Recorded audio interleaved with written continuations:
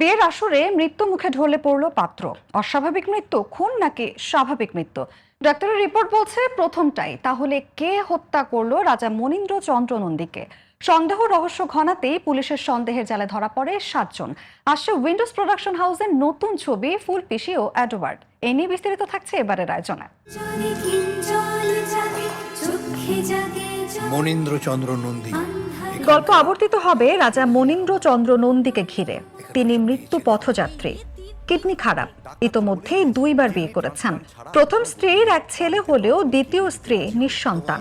আবার তার কিডনির সঙ্গে মনীন্দ্রর রিপোর্ট ম্যাচ করেনি, ফলে দ্বিতীয় স্ত্রীর রাজার কোনো কাজেই লাগেনি। ডাক্তারবাবু ডেথ সার্টিফিকেটে লিখে দিয়েছেন। এদিকে সেই রাজমহলে যত ছেলে মেয়ে আছে, বিশেষ করে মেয়েরা তাদের রাজা নিজের সম্পত্তি ভাবে। তাই সন্তান পাওয়ার আশা এবং কিডনি পাবেন এই লোভে দ্বিতীয় স্ত্রীর বোনকে বিয়ে করতে চান তিনি।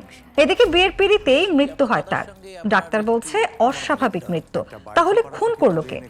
3 স্ত্রীর একজন, বাইজি, ছেলে, ভাই নাকি ফুলপিসি? এই উত্তরই মিলবে আগামী 29শে মে সিনেমা মুক্তির দিন। রাজা মনীন্দ্র চন্দ্র নন্দীর ভূমিকায় থাকবেন অর্জুন চক্রবর্তী। ভদ্রলোকেদের উপর খুব রাগ না, আর সেই রাগ থেকে খুন। শুনলাম সম্পত্তি থেকে আপনি বাদ করেছেন। আর এই বয়সে সম্পত্তি নিয়েই বা কি করব?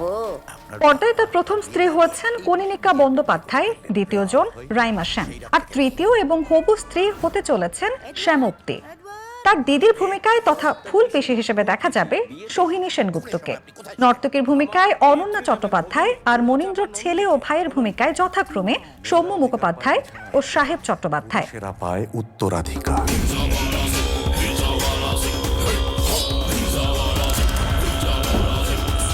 আর গুরুত্বপূর্ণ ভূমিকায় রয়েছেন অনামিকা সাহা, ঋষভ বসু ও রজতাভ দত্ত। রাজা একটাই। এই চরিত্রগুলোর কার সঙ্গে কি রসায়ন, কেই বা খুন করলো রাজাকে, সেটা বোঝা যাবে বড় পর্দায়। ফুলপিসি